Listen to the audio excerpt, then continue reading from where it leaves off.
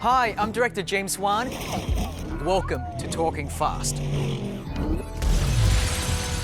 A feature where you get a driver's seat view into some of the key moments from the film.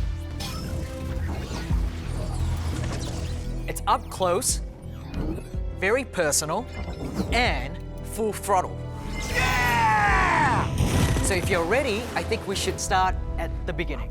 Here we go.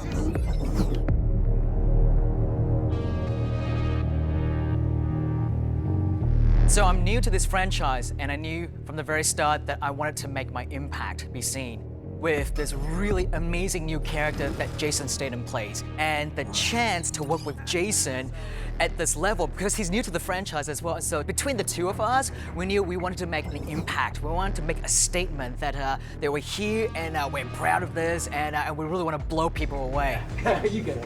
One of the things I wanted to do with his opening sequence is to kind of start up pretty mellow, right? Kind of lull the audience into thinking, things are kind of calm and quiet. So I start off with an opening shot, okay, of London. I used to think that was bollocks. Right, so the camera pulls back from London to reveal Jason. He turns around and he's talking to someone off camera. We're not quite sure who it is first. Then the camera pans with him, right, and we reveal it is Owen Shaw, the main bad guy from the previous film, from number 6. And so here we establish Jason's relationship with this particular character. It's his brother. Risk now, little brother. And he makes a blood vow. I'll sell you one last score. He will destroy anyone who hurt his brother. It is as simple as that. That, to me, sets the theme that runs throughout the entire movie. Take care of my brother. It is about protecting family. Didn't hams to him? Come back looking for you. I wanted this to be something that you remember. I wanted you to look at this opening scene and kind of go, you know what? This is someone new to this franchise, and this is where this franchise now is going to go on a whole different level. I wanted to design a sequence where after Jason says his piece to his brother, the camera's going to pull back with him, and we sit like this. Camera pulls back with him, and to do it all in one shot where we follow Statham from his brother's room out of this hospital. And the reason why one shot without cutting it up is I feel like the camera work there reflects the state of mind that Statham is in. He's so focused. It sets up his motivation for the rest of the movie to destroy Dominic Toretto and the rest of his gang, and that's all he cares about. We step into an elevator, and this elevator was designed, check this out, was designed basically as a set piece that could into another section of the set, so that way it feels like it's one seamless move where we travel from like the 7th floor, whatever it is, all the way down to the ground floor, and along the way, you discover this massive destruction, okay? And what we wanted to do is to reinforce how badass his character is. And you see now the force and power and how good this guy is, and what it took him to come into this military hospital to see his brother and say goodbye to him.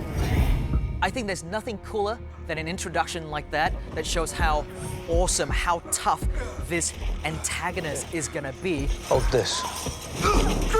So now check this out. This is really Jason walking by an explosion that's happening behind him. My direction to him is, when you do this, do not blink, because that's gonna make you look so tough if you don't blink with this huge explosion going on behind you. Check this out. Ready?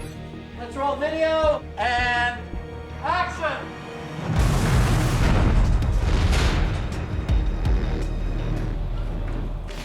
And this one shot leads us out of the hospital. We see the entire destruction in this place.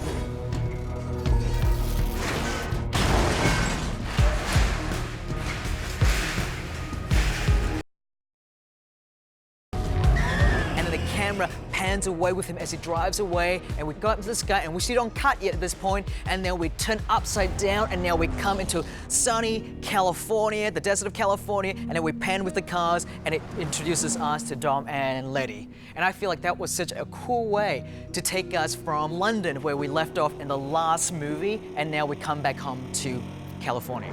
Come on, Dom, so where are you taking me? And check this out from the race war scene.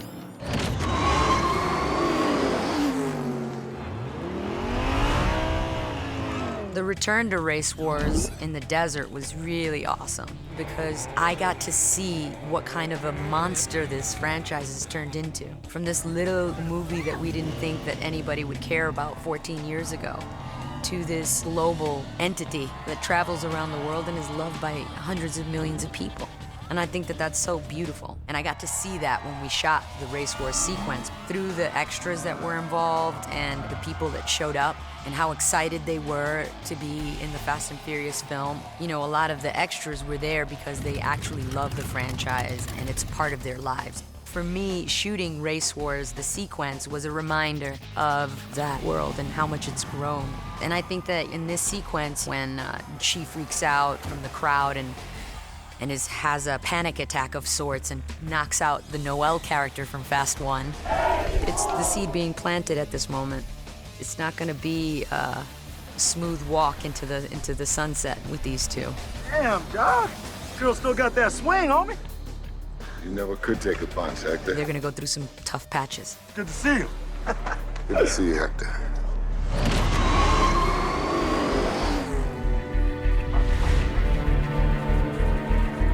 One of the great things for me stepping into this franchise was being able to revisit pivotal scenes and locations from the previous films and tie it all together in a brand new way. And let's roll sound.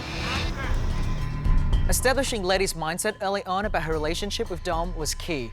There is a lot of history between these two characters.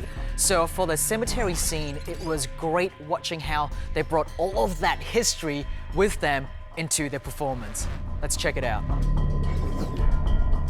I think the craziest part for Letty is losing her memory.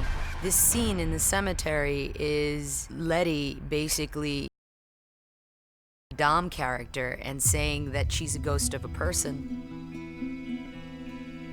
And the sentiment behind it is, you know, what's a human without memories? That's the date I lost my memory. That's the date that Letty died, and I was born. What are we really if we don't have this collection of experiences together to share? And knowing this entire team or family of friends risk their lives to save hers, and she understands that there's a loyalty there. She understands that this is her family and loves them. But, you know, it's really, really rough for somebody to live a life where you have no memories of any of the wonderful times that you shared together. She may remember how to drive cars and fight, and she recalls these motor skills that, you know, are intuitive. But at the end of the day, the most frustrating aspect is looking in somebody's eyes and not having this flood of beautiful memories with this person that you love truly. It's frustrating, especially when they talk about moments of the past.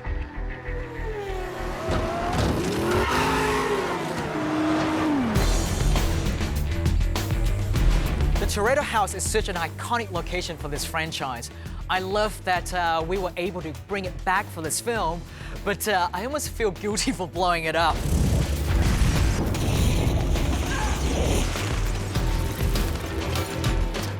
Hey, what can I say? I know it meant a lot to the actors who have called it home over all these years, especially Jordana Brewster.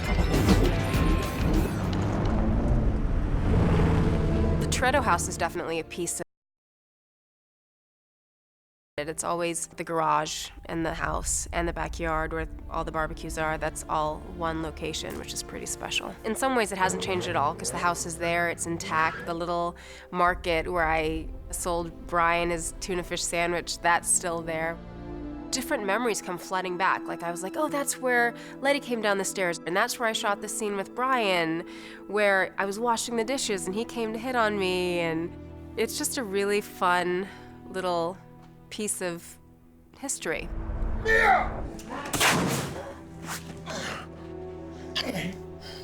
It was very bittersweet this time around because I knew it might be the last time we were shooting there. Vin and I just sat and talked for a while and sort of reminisced because we were there after 15 years. We were back shooting there and kind of come full circle. So it's kind of amazing.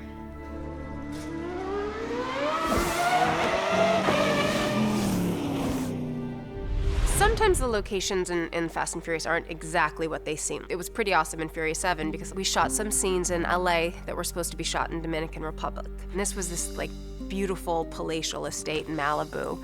And it was the hideout where Mia goes with Jack. Kind of amazing how well it doubled for DR. It was movie magic at its best. And the other thing that worked out kind of last minute was Romeo Santos playing Mondo. And I remember he flew in that day. He had a massive concert the night before. He had another concert that night for like thousands and thousands of people. And yet he was nervous about, like, you know, acting with me on set and getting his lines right and hitting his mark and working with James Wan. And I thought that was so cool because to me it would be so much, you know, more frightening to be in front of a giant audience and to be a huge superstar. But we helped each other through it, and he did an awesome job.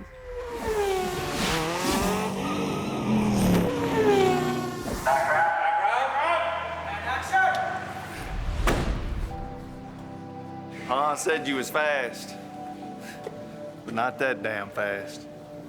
The necklace is something that evolved from Fast and Furious 4. And Vin, relentless as he is in wanting to keep me alive in the franchise, he used the necklace in 5 to kind of like start the storyline of bringing Letty back.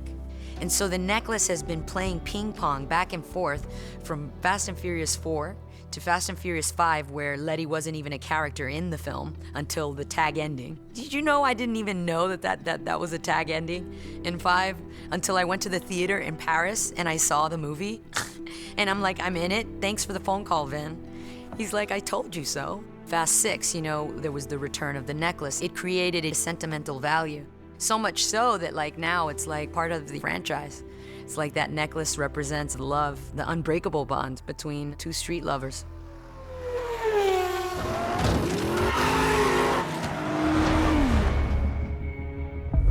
So here I have these two huge action stars. And the next sequence I want to talk about is the sequence where the antagonist and the protagonist, Vin's character and Statham's character, comes to a head. Meet each other, they're facing off in this underground tunnel.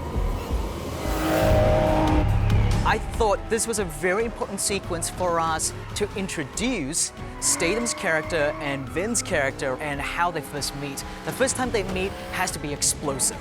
And the way we did that is like this. So they're facing off like a classic Western showdown. But instead of standing there with the horse or their gun, the car is their gun and their horse. Neither one is willing to back down, and you just know where this scene's about to lead to. They're gonna rev their engines and they're gonna go for it. And these guys are so badass and so tough that they're gonna drive towards each other and smash, and that is the way we were gonna introduce the two of them. So this game of chicken took place in Los Angeles, but was actually shot in Atlanta. And check this out. So one of the things that I wanted to do was to make it explosive as I could when they first collide with each other, and we did a lot of pyrotechnics in this sequence.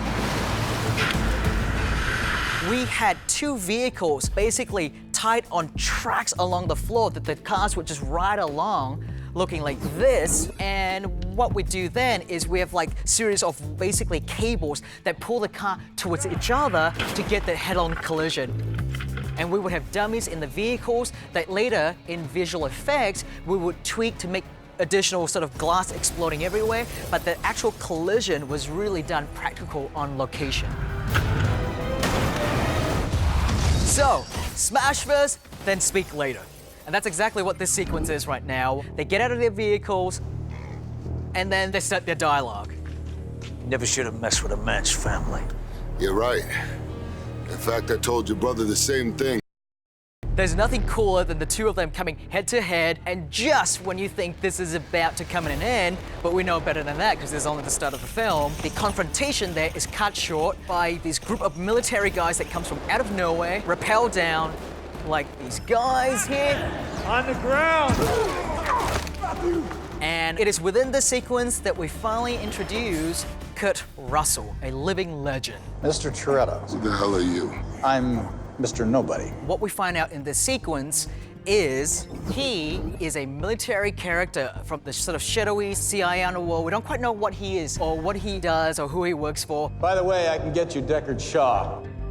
We know he's here to try and enlist Dom and his team on the mission that he needs him to partake in.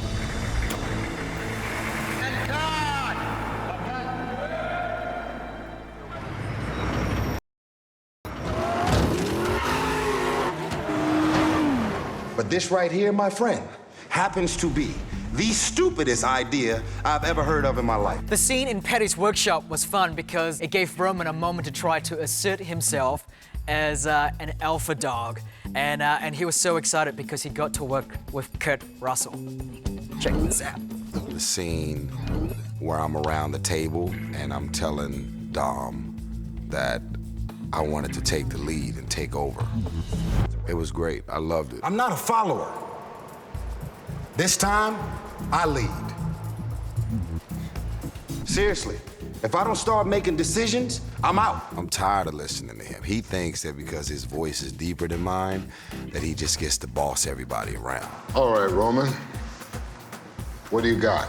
You know, that was one of my favorite scenes because that was also the first scene I ever did with Kurt Russell. You know, reading your file, I was impressed with what you've accomplished with your team, but meeting them now, I gotta say, Dom, you've truly got a gift. Keep working at it.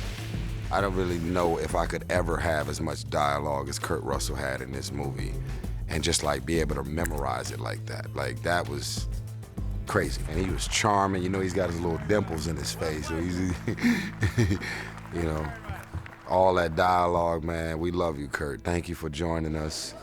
And in the Fast family, hope you come back.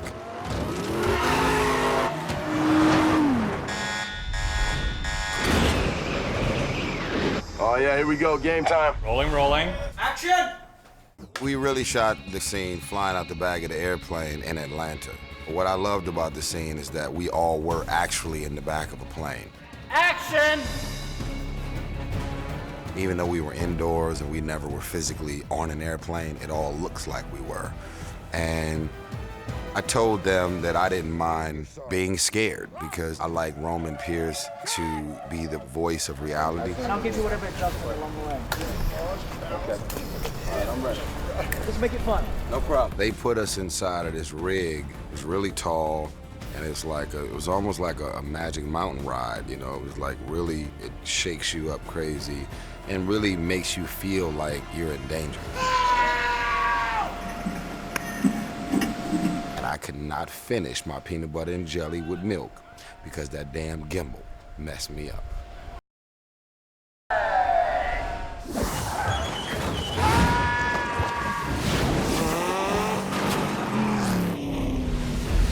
A lot of the stuff that we would like that would make the movie more thrilling or make this sequence more exciting requires visual effects shots to help me gel moments together. And so I could not have pulled this sequence off if it weren't for the visual effects team. They were incredible with what they did. They stepped up to the plate and they showed us seamless effects work that helped me to achieve my vision to take it to that next level that I needed it to be at.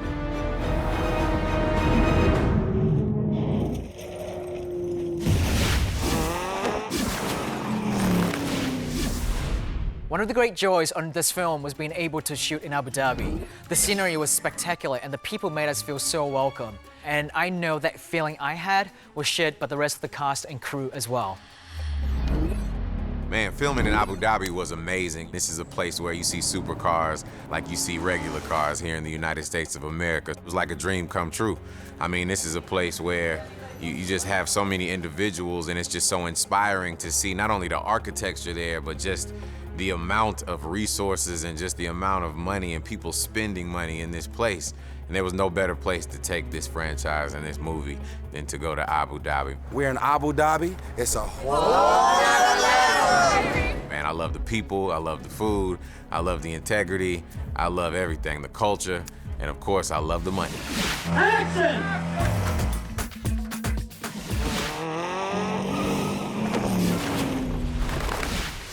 One of the funnest things was the party scene. I really had fun with that. All right, this is our first take, people. I like the improv scene in the penthouse suite. That was a lot of fun. Just the freedom to explore and find funny in the room. We're so happy for you to be here. You look like you got some missiles underneath that dress. No? Here's the truth, man. That scene right there. Oh, there he is. These your dancers? This is a party, baby. In front of all them people, the hairspray. Some of y'all probably went to the bathroom and noticed that all the hairspray was missing. That was all improv, off the top of the head. Yep, she did it. Thank you. I hate your hat. You in the back? Yeah. I just had to find some funny stuff. You about to really, you about to do it, huh? I'm running out of words. Somebody better say cut. God damn, it's crazy. It's still going. Yeah, so we're gonna keep it going. I'm very grateful to the director, James Wan, who just let me freestyle and just have a moment, because we were trying to find something funny. I just got out of jail 2 hours ago. They bring me here with naked gold people. They had to chop some of that stuff out because it got real. Boyfriend earlier, his breath is some of the worst I've ever smelled in my life. Yeah, I called him out your mouth. I need him to stay away from all H words. Believe me. Hi, how are you? How's everything going? Yeah, he was killing me. He did not just, did you just say that? So that's what happened in Abu Dhabi in that scene. It was all off the top of the head, and we had a good damn time.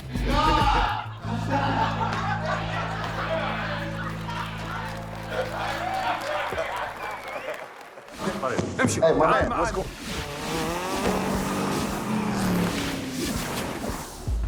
So here we are at the cement factory.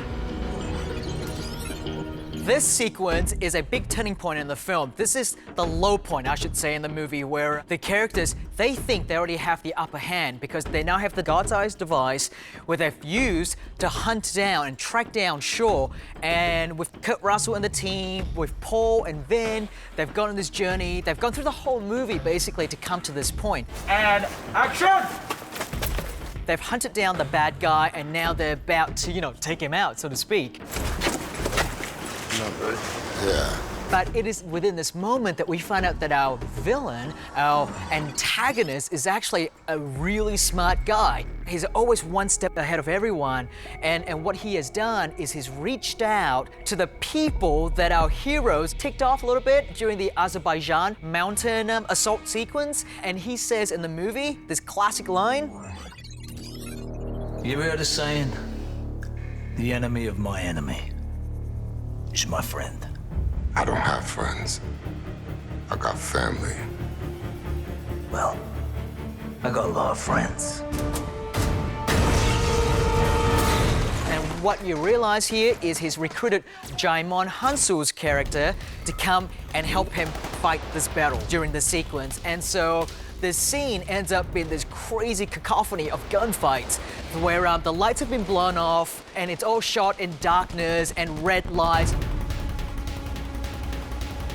And when Jaimon's character, Jakande, shows up with Tony Jaa and the rest of his team, they basically proceed to wipe out all our heroes' soldiers. And this sequence that went from being a triumphant moment for our heroes become a very dark moment where now they're fighting for their lives and they have to get the heck out of there. And it was a really cool sequence for me to shoot because it allowed me to have fun with the gunfights and it allowed me to showcase some of the crazy stuff that Tony Jaa can do. You know, he's jumping and rolling and then onto the catwalk.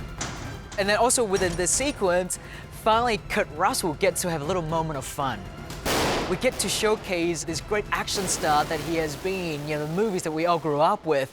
And so he put on these infrared goggles that he can see, you know, in the dark, and he carries these two guns that he wanted to play with where he can just pick off the bad guys one after one, almost like a classic Western hero that he played in Escape from New York. And so that was really fun to direct Kurt Russell in an action sequence. Cut!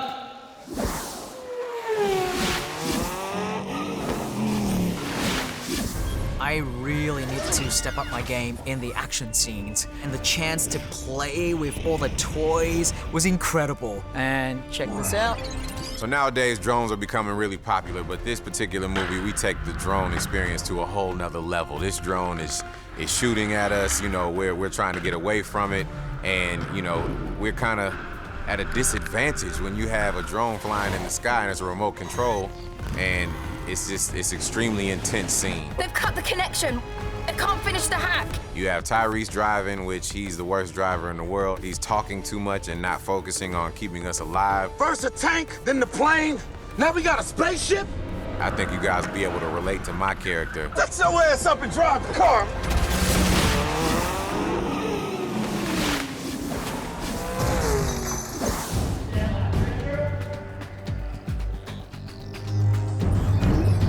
And here we are, the final showdown between Statham's character and Vin's character. One of the things I knew coming into this movie was how much expectation there was from the fans, from the audience, about wanting to see a movie where Jason Statham and Vin Diesel go head to head. Right? They fight each other in a big, big way. And I knew I cannot let them down here. I remembered meeting with Vin very early on and pitching him this sequence. I said, Vin, what if like the final fight sequence between your character and Deckard Shaw's character is something like the classic Filipino martial arts where they fight each other with sticks? And I remember Vin said to me, he goes, oh my God, James, that is incredible. But what if we do it more in the Fast and Furious way? Instead of using sticks, what if Dominic Toretto reaches into his car like this and pulls up wrenches, big giant wrenches, and Shaw picks up pipes and whatever debris he could from his smashed car, and they start going at each other that way. I didn't want to kind of film the fight scene in the typical traditional way. One of the things that I wanted to do was to basically have the camera work be part of the action scene as well. I like to mount my camera onto whatever crazy action that's going on at that point. I wanted to bring the audience close in and just do something fun that we haven't quite seen before. See how far I can push it when Vin punches Statham's character and he flies through the air, lands on the ground, and rolls. I wanted the camera to roll with him as well. So I tried to do lots of these little camera tricks to try and put my own personal stamp, my personal filmmaking into this particular film.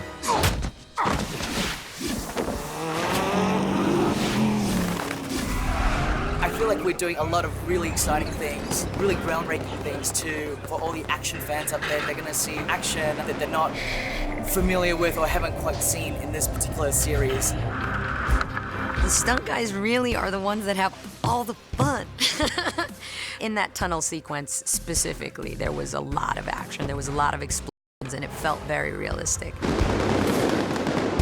Roll, please, rolling! I did the post-drive-up sequence, and that alone, with all the effects, is really, really overwhelming. Because you get to feel the flame from the explosions, and you get to feel the explosions. When I got into this business, I thought that when you make these action movies, you get to do all this really cool stuff. But those guys in stunts, man, I really gotta say, out of the whole crew, the Splinter unit has the most fun. Those guys get to destroy all the cars, they get to blow up an ambulance, watch it drop from off a bridge, be chased. They get to get hit with these little studs that explode inside the car. It's just so realistic, man. I mean, you're getting shot at and all these effects, the special effects team is amazing. Every beautiful scene full of action, those are the guys who get to enjoy all of it. We get to ride up, and you know what I mean? It's like, oh, they have so much fun.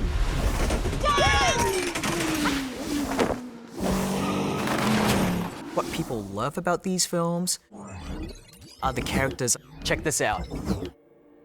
The wedding sequence was a really cool kicker. We shot it in a church at a cemetery.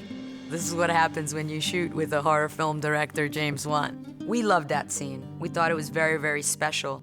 We were trying to cram our heads and try to think about what were the most impactful moments that Dom and Letty could have had.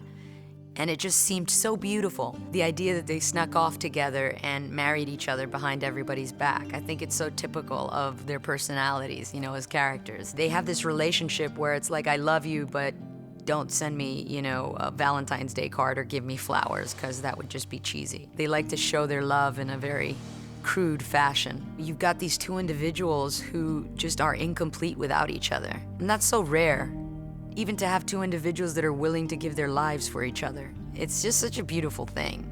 And we've got 14 years of history together. So for us, both as actors and embodying these characters that we love so much for so many years, you will never be alone again. It was really, really special to see them get married.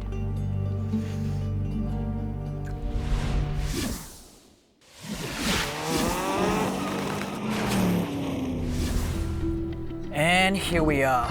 We've arrived at the final scene of this film. It's a scene that is very important to all of us involved in this film. And we know how important it is as well for all the audience and fans out there to get the chance to be able to say goodbye to Paul one last time. And this scene really allows us to sum up our feelings, emotions, and how we all feel about Paul with this final beach sequence. The characters are sitting around, talking amongst themselves, but ultimately, you know, watching Paul play with his family and how happy and joyous he is. And we knew from day one that we wanted to give Paul a happy farewell, that we sent him off in a very honorable way and one that would celebrate his life and that would celebrate his involvement in this particular franchise. And there was nothing more befitting than to actually use Paul Walker's own vehicle, his own personal car that he loved, to be in as we sent him off into the sunset at the very end of the film. In the final few shots, Vin and Paul are driving right next to each other, and then they're looking and smiling at one another. We flash away to all these different shots from this particular franchise, and we get to see how far Paul has come from the very first Fast and Furious movie all the way to Furious 7, and how much he has grown and how much us as the audience and fans have grown to love this man. And to be able to send Paul off into the sunset meant the whole world to me.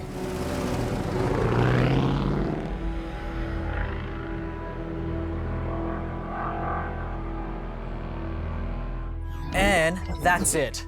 Thank you so much for coming with us on this ride, and we'll see you on the next one.